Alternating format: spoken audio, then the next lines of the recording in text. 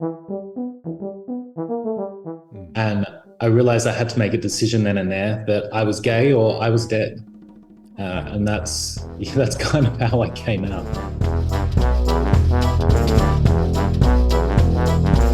I'm Mitch. And I'm Missy. We're co-workers. He's the boss, and we're married. And she's the boss. Together, we host Good Faith Weekly, a podcast on faith and culture. What could possibly go wrong? Tune in and find out. Missy. Welcome to Good Faith Weekly. On this episode, Missy and I are going to catch up and talk a little bit about why we are recording in two separate locations this week. Then we sat down with Robbie Kruithoff, who is a documentarian who released a short doc about how the church is rejecting LGBTQI plus individuals. His documentary is titled The Things We Shouldn't Talk About. And then later on, Missy and I sat down and talk about what's going on in the church and the exclusivity of the church when it comes to LGBTQI plus believers and how we admire them so much for keeping their faith, even though the church has rejected them. It's going to be a great pod, so stay tuned.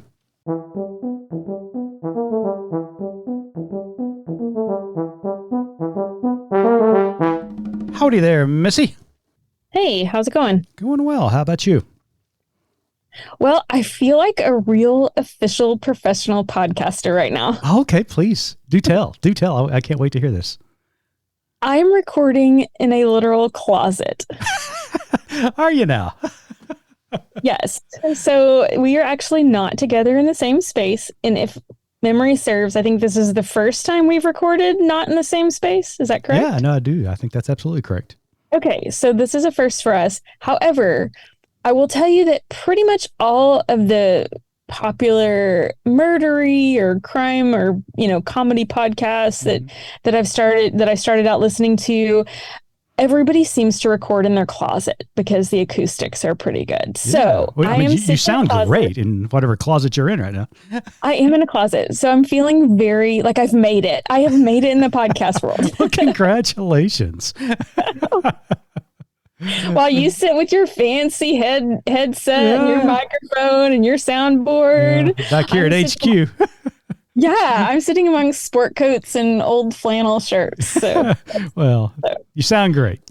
Thank you. So I wanted to maybe explain why I'm sitting in a closet, which might be a little difficult, but to start off and to give some background, I wanted to, and I've had this on my mind for a while, and in particular last week, because John Singletary, when we interviewed him, brought this term up, and I thought, I'm going to go figure out what this actually means.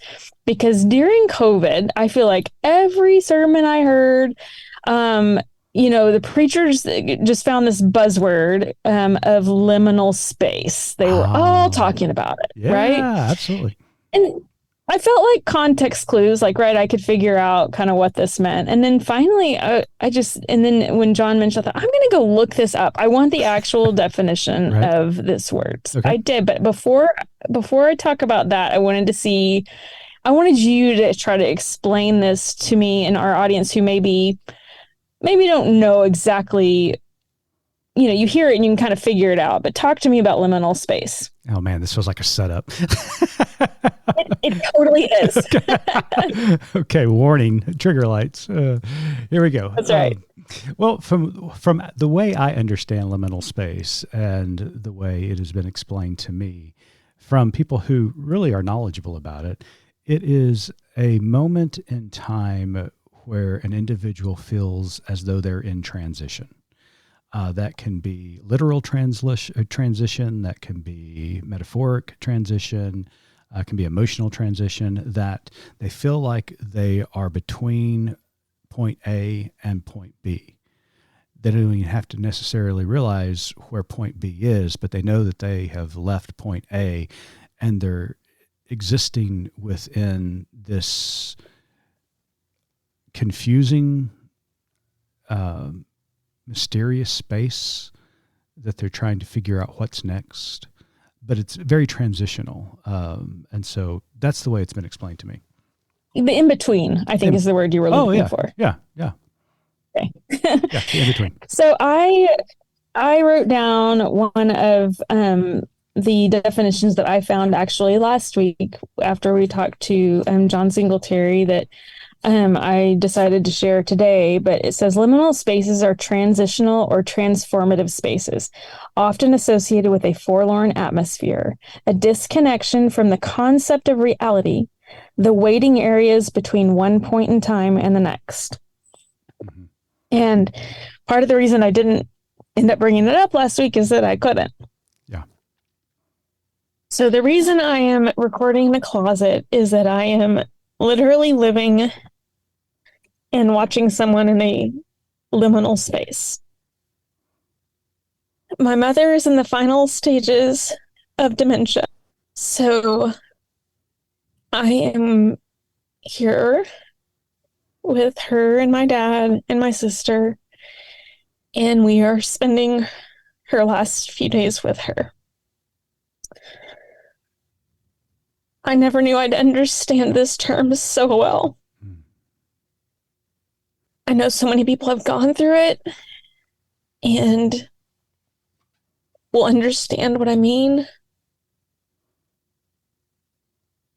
But to have the desire to be exactly where I am right now is so strong. And I'm thankful that I can be here, and I'm thankful that I can record in a closet full of old sport coats and flannel shirts.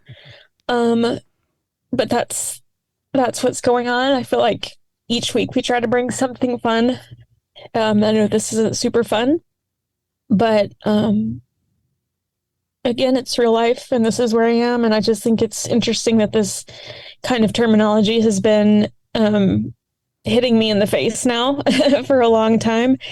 And I feel it in my bones. I feel it for my mom as we care for her in her final days.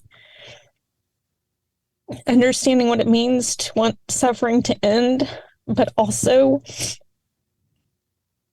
to just hope. I don't know, hope for one more moment. Yeah. You know, last week you and I had a conversation as we got word that her health was digressing. And, you know, obviously it's a busy time here at Good Faith Media. We're doing all kinds of things, preparing for a board meeting in a couple of weeks. But you and I talked, and we both agreed that all of that can wait. That's secondary. You need to be with your mom and your dad and your sister. And I am so glad that you're able to do that.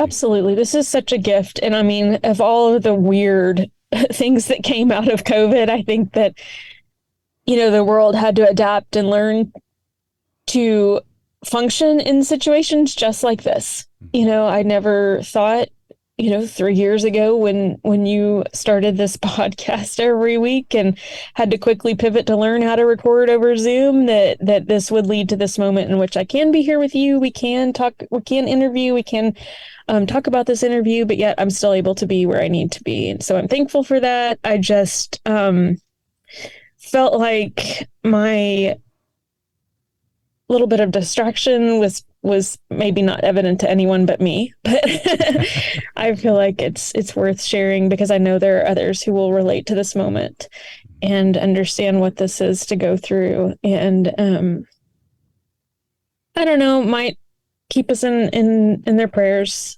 as we continue through this liminal space. Well, as your husband, as your co-host, I know I speak for all of the listeners to let you and your dad and your sister and your entire family know that we love you. We are putting our arms around you, and I hope you feel that presence with you. So we love you. And thanks. You know, I feel that. So on another note, we did get to record. We did. We did get to record a wonderful interview with Robbie Kruithoff. His little documentary, I say little, it's not little. It's a short doc, which, you know, was great. but in Robbie's telling of Aaron's story, which is so powerful and unfortunately universal, as Robbie talks about, he grew up in Australia and then had met this person, met Aaron and found such commonality, which is lovely when you find somebody you have so much in common with, but at the same time, so sad because because their stories are universal. They're worldwide. I'm so glad that he made this documentary and is now turning towards a feature film, because these stories need to be told. As I will mention probably 4 times in the closing, he says, the more we listen, the more we are heard. And this is such an example of that. So I had a wonderful time talking with Robbie and also watching the documentary, and I would recommend that everyone watch it. Absolutely. Stay tuned. Missy and I will be right back with Robbie Kruithoff. Hey listeners, check us out online at goodfaithmedia.org and follow us on social at gfmedia.org. We'd love for you to subscribe, rate, and review the podcast. I'm new here and could really use the feedback, but only if it's glowing. Thanks for listening.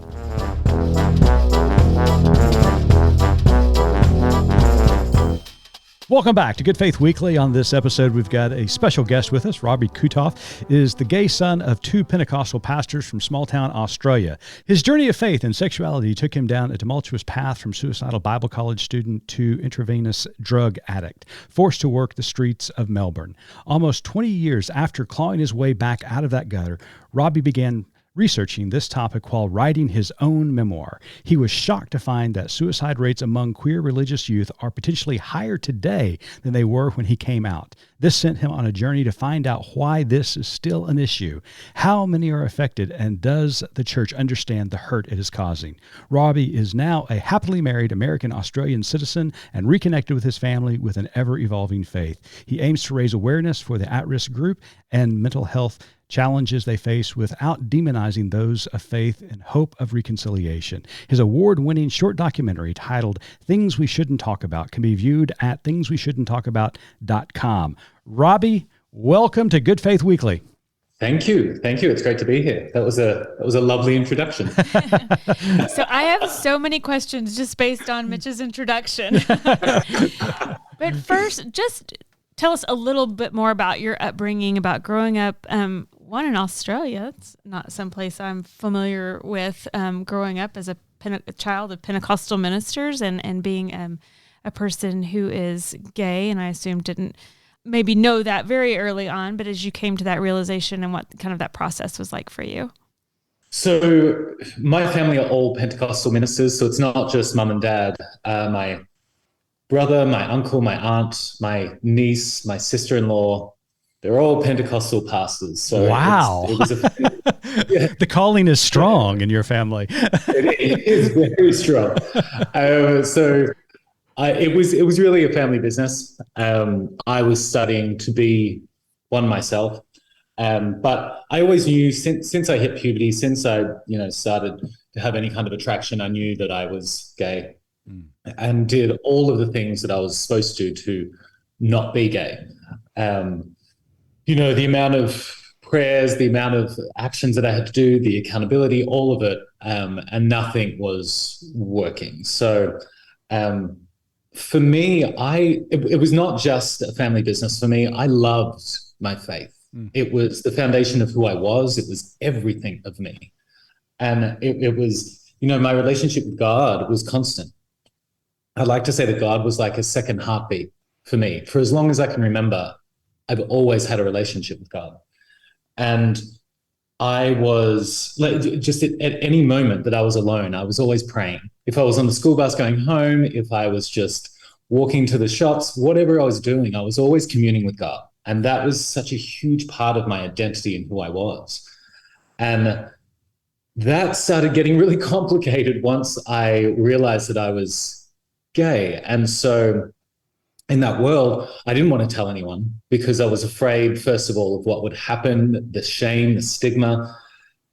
Also, an added complexity there was it was my parents' life's work. If anyone in that world found out, it could jeopardize everything they had done, everything they had built, the entire family. So there was a lot of pressure on my 12, 13, 14-year-old shoulders.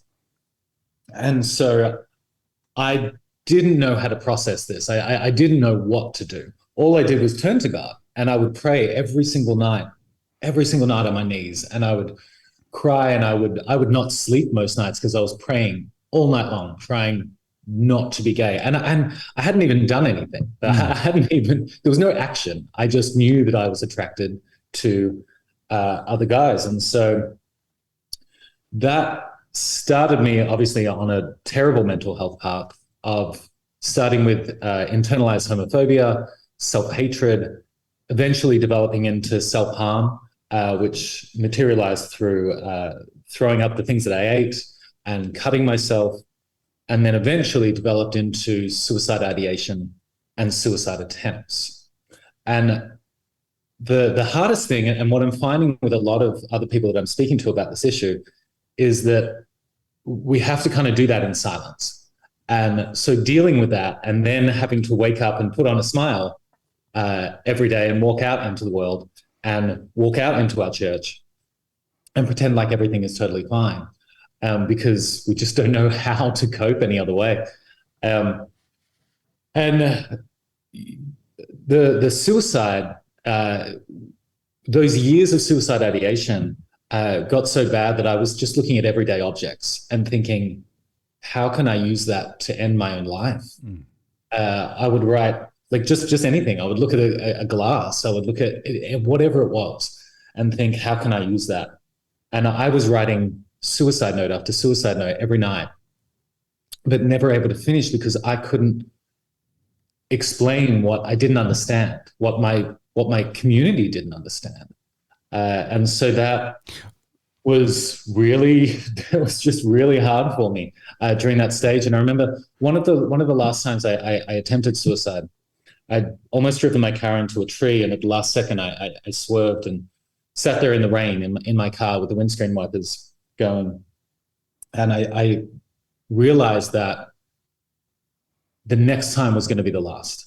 And I realized I had to make a decision then and there that I was gay or I was dead. And that's kind of how I came out. Wow. What a story. Well, thank you for sharing your story with us, Robbie. Very, very powerful.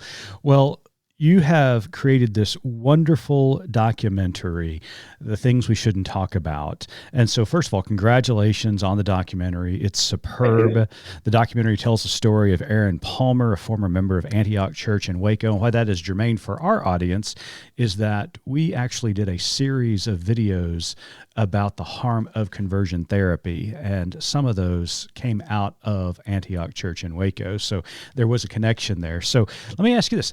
Why did you feel compelled to tell Aaron's story specifically?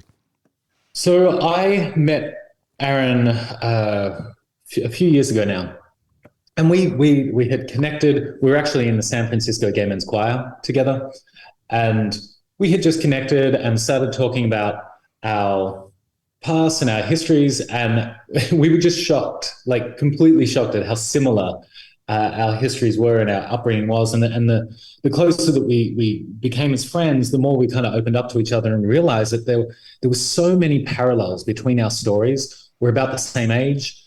His father was a Pentecostal pastor in Arkansas. And what was shocking to me, though, was the parallel in our mental health journey and the same pressures and issues that happen to us. We're literally growing up a world apart, and these same issues are happening. And it was shocking. And so I thought, this really needs to be told. I really want, one of the funniest things was hearing my story through someone else's words. And I thought, making this documentary, I was really making it about myself, but through someone else. And the reason why I wanted to do it is because these issues are just not getting any better. They're actually potentially getting worse, which is shocking when you think the queer visibility and queer rights have increased tremendously over the last decade or 2 decades. Why do you think those statistics are increasing? Well, it's so from the research we've been doing, it's not really one particular thing, but one of the main things is that there has been a conservative backlash to that increase in visibility and representation, and what used to not be talked about in a home unit. For example, in my house, we did not talk about sexuality at all. We knew what everyone thought about it because it would be talked about only from the pulpit when you're naming the most deadly sins and the most horrible sins. So you were named up there so it was racist and bestiality and homosexuality. And so you knew what everyone thought about it, but it wasn't really talked about. Now, these households and faith communities feel like they need to confront it and talk about it, often, unfortunately, with negative rhetoric, which is hurting these closeted queer kids.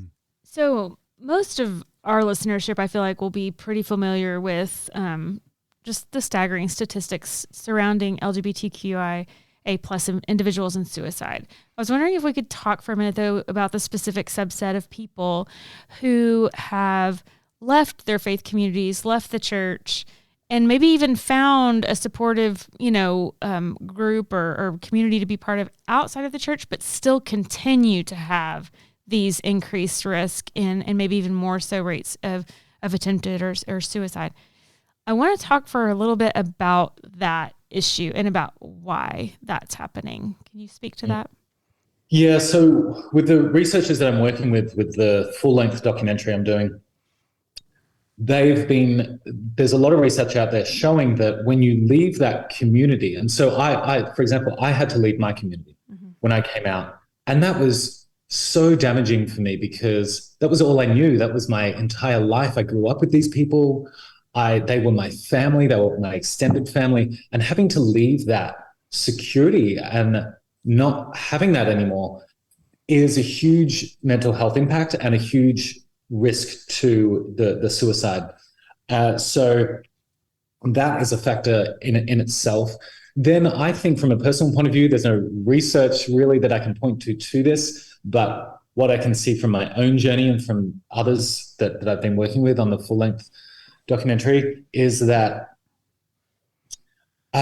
we still struggle. Even though we might find affirming places, there's still, for some of us at least, that thought in the back of my head, even for me, the thought in the back of my head of, what if I'm wrong? What if I didn't try hard enough to be straight? What if?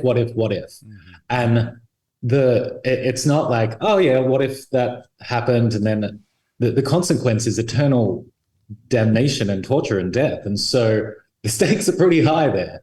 I don't think they could get any higher. So for that subset of people who have left their community, who still maybe have those doubts in their mind and don't really have that support or anyone that's really speaking to those doubts, because what I find that in those affirming places, it's just, yeah, everything's fine. Where you're going to go to heaven and you love God and everything's great. But to try and reverse the years of what has been said to you and drilled into you it can take a lifetime. Yeah. It's trauma. I mean, a lot of the LGBT people that I have friended over the course of the last several years that have similar stories like you and Aaron have talked about about the years of misplaced anger that was, leveled upon them, that led to self-hatred, to self-harm. And even though they have found a community now, they are still traumatized by all of that. And as you said, there are a lot of questions that continue to rise up. It's not something that, even though you can find an affirming community, that all of that just goes away and disappears. It's something that you're continuing to work on, and so, golly, that really resonates. And the additional layer of trauma in that this place where you found so much of your identity growing up, especially in your case being, in a family of ministers, this place where you were taught for years and years, this is a place where God is and God is love. And how that just adds to the dimension of not being able to, it's not as easy as just saying, okay, this is bad, I'm walking away and going to start anew. this is not a healthy environment, but yet it's so ingrained in me that was supposed to be where I was finding love and acceptance and communion with God. Yeah. So. Yeah, there is a statistic, Paul. So youth that leave the church community are actually 2 times more likely to commit suicide, which just shows that it is such an important place for them, and they do want to have that as their identity. And so it's just such a nuanced issue and a nuanced topic. It's, as you said, it's not like you can just walk away and be like, everything's great. Because it's not. And it's, that ongoing mental health journey is, it manifests in so many different ways and so many different people. And so, for example, with myself, when I left and was forced to leave the church and my family and everything I knew, I didn't know back then that I had experienced trauma. I didn't understand the mental health journey I'd been on, and I was not prepared for the world. I ended up developing substance abuse issues and became an intravenous drug addict, and all because I just didn't know how to cope. And what used to be that second heartbeat for me of God was like my second heartbeat became a constant torment, because what I was told was that I could never have that relationship with God anymore, that there were these gatekeepers to my faith that said, nope, because you're gay, you cannot have that relationship with God anymore. And so that, for me, took a really long time. And I'm still on that journey to try and figure out what that looks like for me, because I can't turn off my relationship with God. Right. So, yeah. One of the things I really appreciate about you, Robbie, and you and I have talked before previously about the documentary, about your project that's underway, the full feature documentary. And what I really appreciate about you is the spirit in which you talk about those that disagree with you, or those that would actually condemn homosexuality as a sin. Do you think they realize the extraordinary harm that they are causing with this exclusionary type of theology? Because I know that they say they're doing this out of love, but a lot of the rhetoric that we hear, a lot of the actions we see, a lot of the rejection that is heaped upon the LGBT community from loved ones and from the church does not seem to be out of love whatsoever. So how do you keep such a positive attitude and not hold any animosity towards those who condemn you? Teach us. We need some help, because there's a lot of condemnation oozing out of the side of the screen. I think because I just look at what that brings. The reason why I don't want to fall into that villain victim narrative of the church being the villain or queer people being a victim, especially in the work that I do, is because I feel like that just perpetuates a cycle of hatred from which nobody wins. That same hatred leads to more pain. It leads to, this year alone, 340 anti-LGBTQ laws at the state level being proposed. It leads to more suicides. It leads to more people walking in and shooting over 40 people dead in the nightclubs. And so I don't want to be part of that perpetual cycle of hatred. Although at times it's really hard. But I mean, Jesus talked about it, the Bible talks about it, of approaching people with love, and how that is the most powerful tool for change. And I think we get it a little bit mixed up sometimes. For example, in the queer community, we were always talking about love is love is love, and love is the most powerful thing. But it's easy to love those who are like us. It's easy to love those who have the same mentality as us. It's really hard, and therefore really powerful, to try and love those who disagree with you and do not like you. I mean, that's what Jesus did all the time, and that's why he was so powerful in what he did. And so that's where I try to come from. As I said, it's not always the easiest thing, but the last thing I want to do is use my story or the stories of the people I'm interviewing to create more hatred in the world, because it gets us nowhere. Yeah. Well, you had to bring Jesus. Sign up for that sermon, but he delivered it. Dang it. With authority. All right, I'm gonna do some repenting over here. So offer us some advice now as to how we can also foster these conversations, how we can be productive community members, church members in approaching these issues as you are in love and with the idea of being productive and not carrying on this cycle of hate and adversarial relationships.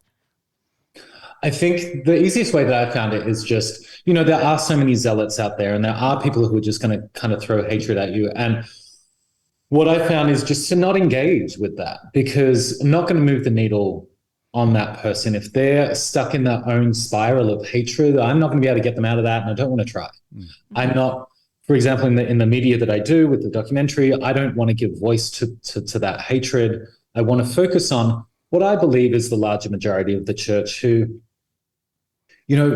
yes, they're still causing harm, but they're doing it with what I hope is good intent. I think we hear those zealots and those haters much more than everybody else, because that's what, first of all, the media wants to portray, because that is more line grabbing, and that's what people will want to gravitate towards, and that's more drama, and that's just the human nature to gravitate towards that. But honestly, I believe in most churches that you go into, and most people that at least I've been speaking to in my experience with all of this, they might be non-affirming, but they seem to be non-hating too. Mm-hmm. So I would just say, leave those haters alone. Yeah, I mean, obviously, there is that segment of the populace that are just going to spew hate, but a far greater majority of people, especially people who are non-affirming, as you indicated, I think are really open for conversations because they're searching. They may not. They think they know what the Bible says. They think they understand. A lot of them take what their pastor says, as gospel, but they also know that they have gay friends or they have gay family members, and they love them. They know down deep they love them, and to reject them feels wrong. And so they're grappling with it. And so they're open to these conversations. Tell me if I'm wrong, but I think a lot of people are open to have these conversations, even if they're non-affirming. Yes, it gets a bit muddy though, because I think one of the reasons why there's so much fear on this, when you are speaking to someone like that, I agree with you, Mitch, but take my relationship with my parents, for example. We're reconnected now, but they still believe what they believe. That hasn't really changed. And when we try and talk about this and they try and grapple with this idea, you can see that they get scared, because they believe if they start pulling the strings on this, that their whole faith will somehow crumble. We start, picking at this, then we might as well just throw our complete faith out the window. And so I think there needs to be a way to be able to show the human impact and the human casualty of this, which can help people then understand, which is why I believe film and stories are the most powerful way to be able to change people's minds. Well, we've already talked about the short doc about Aaron, but you've already mentioned it. You're working on a full feature documentary. So tell us a little bit about that, where you are in the project, and how can people find out more about it?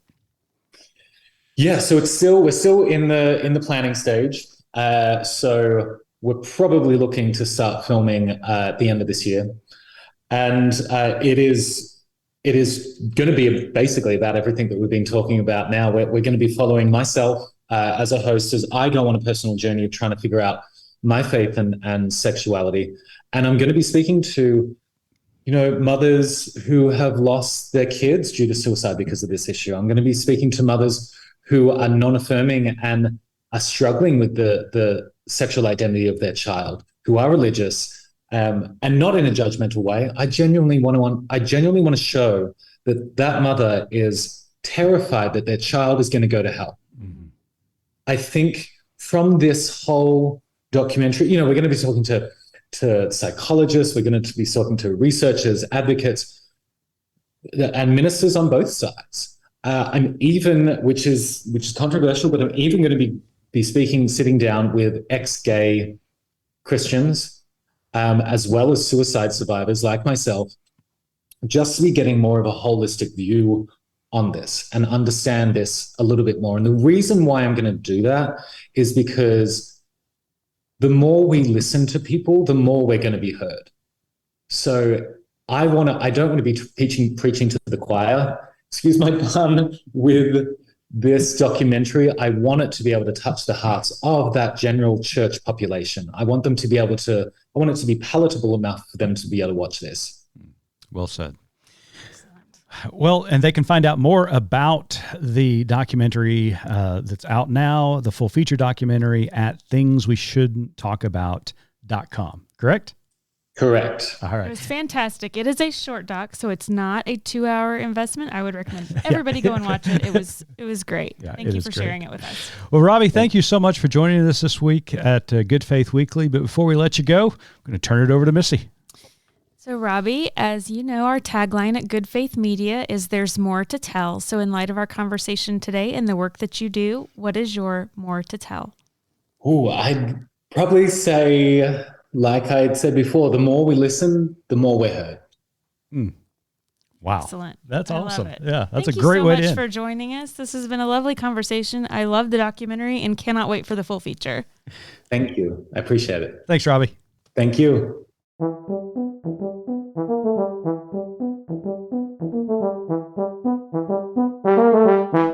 Well, Missy, that was a very interesting conversation we just had with Robbie. His documentary, his short doc, it's really well done, and I want to encourage everybody to take a look at it.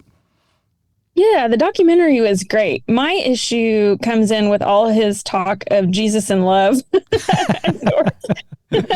towards people who aren't accepting. And he definitely stepped on my toes a little bit. He's obviously a much better human than I. But I thought I was so inspired by his willingness to still hold his faith so dear and also save room for people who aren't in a place yet to understand acceptance, and that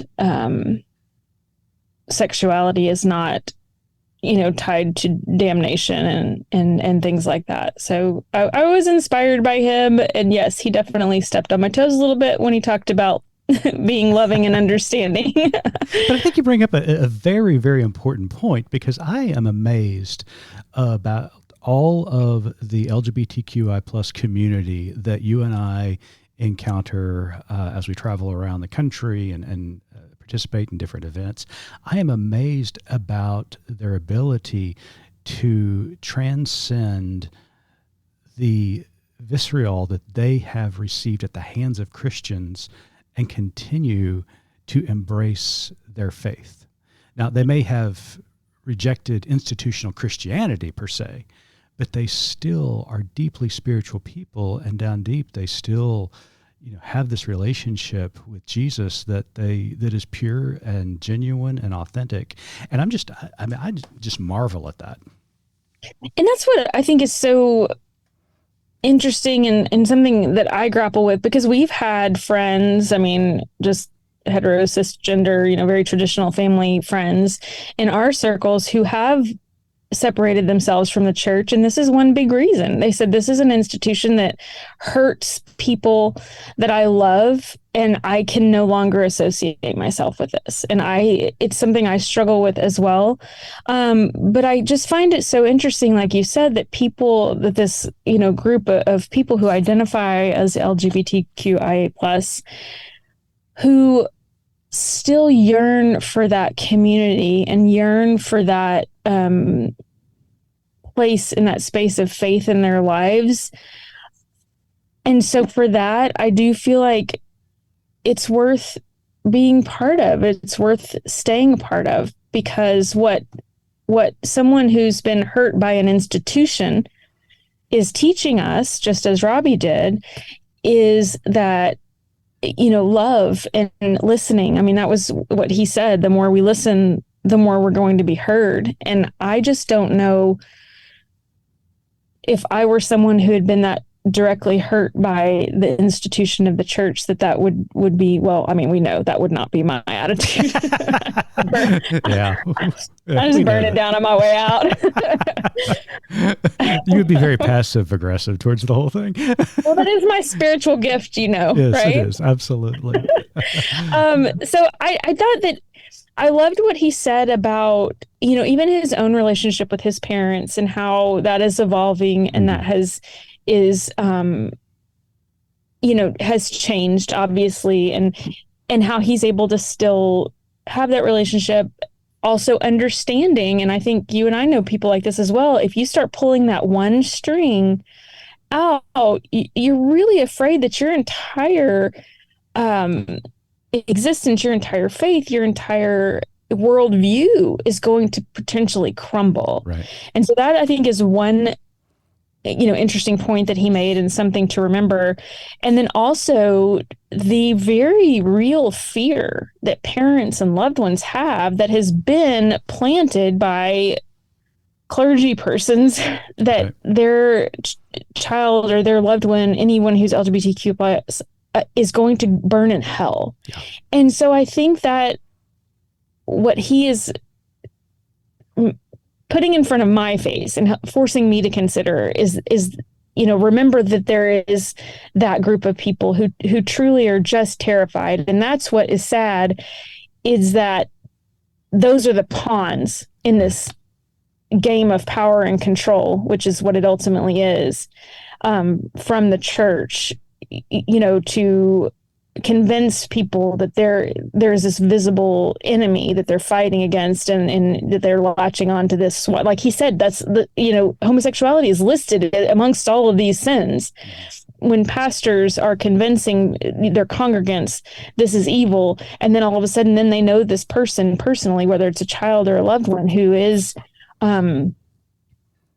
LGBTQ individual, and thinking, well, I have to fix this because they're going to burn in hell. And they've been manipulated and convinced of that thing that is not fundamentally true. Yeah. And I think that, what's very interesting about what you just said is that a long time ago in my seminary days, I read this incredible book by a Catholic theologian by the name of Daniel Migliore.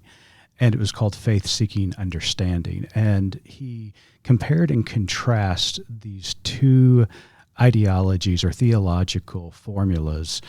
And he was advocating for a formula of beginning with faith and then seek to understand. But he said many people who are believers begin with trying to understand that leads to faith. And when you start at the starting point of understanding leading to faith, you have to make everything work.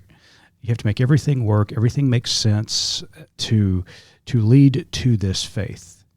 But if you begin with faith, then you are set on this journey of discovery and exploration about what the Creator has brought into this world, and it's beautiful and wonderful and mysterious.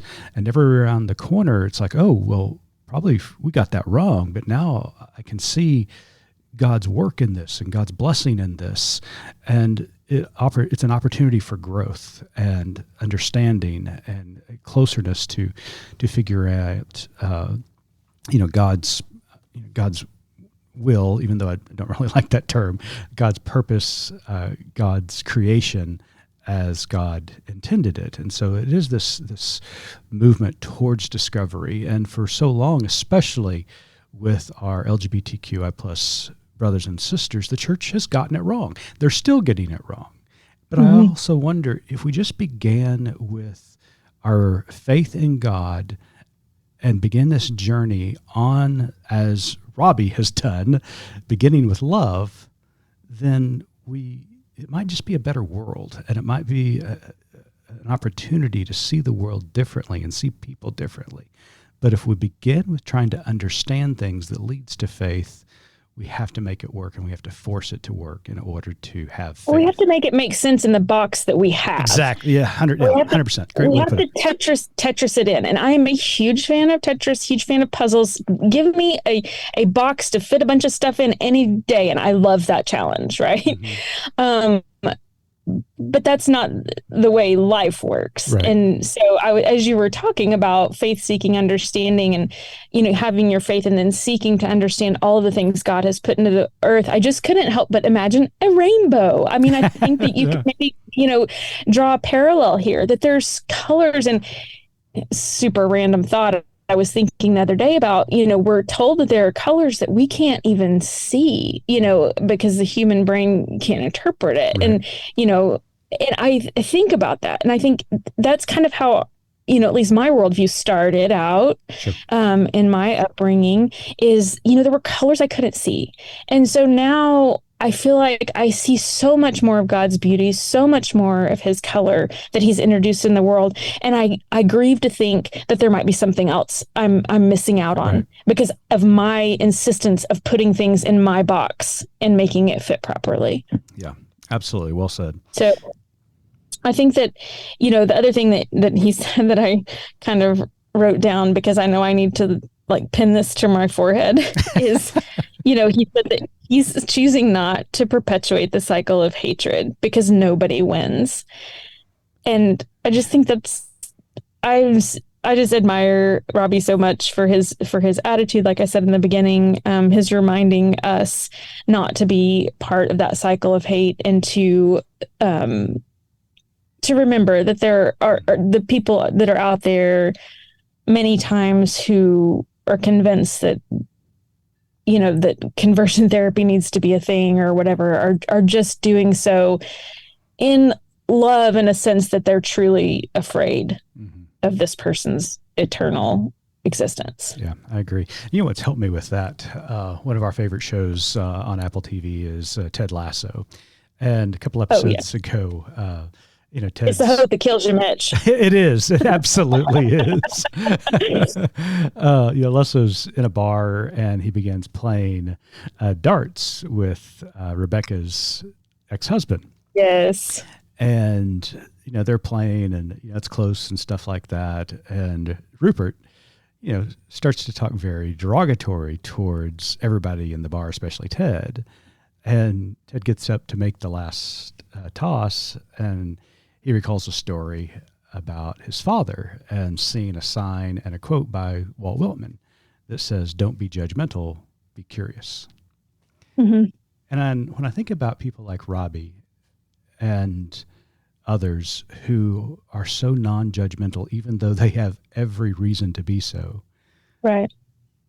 I think of that quote, that they're curious. They're curious. Why do you think that I'm going to hell? Why do you think the Bible is, damning towards people like me? And they ask those questions in authentic and genuine, in a genuine manner. And I think that goes a long way because, we could, go back and forth and, we could, yell at one another and condemn one another, but that does nobody any good. But if you're genuinely curious of why people think that and enter into dialogue with them, there is a potential for commonality and understanding. So that's why I admire people so much like Robbie.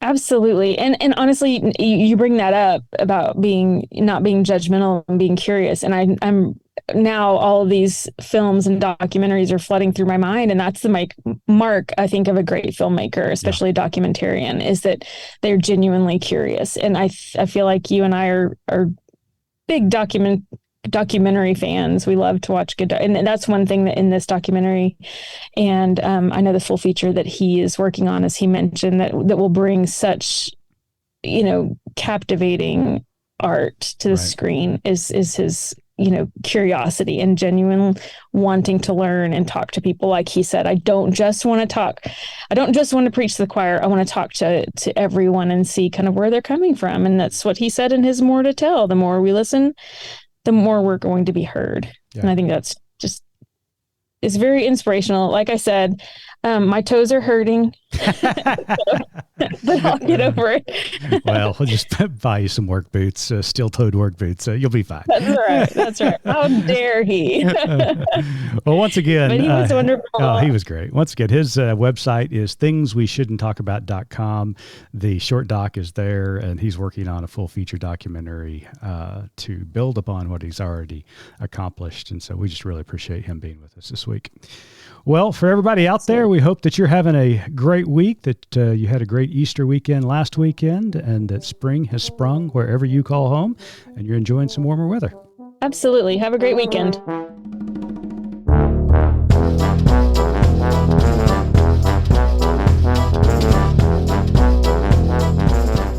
You've been listening to Good Faith Weekly, hosted by Mitch and Missy Randall. This weekly podcast from Good Faith Media discusses matters of faith and culture. Subscribe wherever you get your podcast and give us a like and a glowing review. We produce the podcast out of Norman, Oklahoma. Our music comes from Pond 5. And we're supported by listeners like you. Learn more about us at goodfaithmedia.org.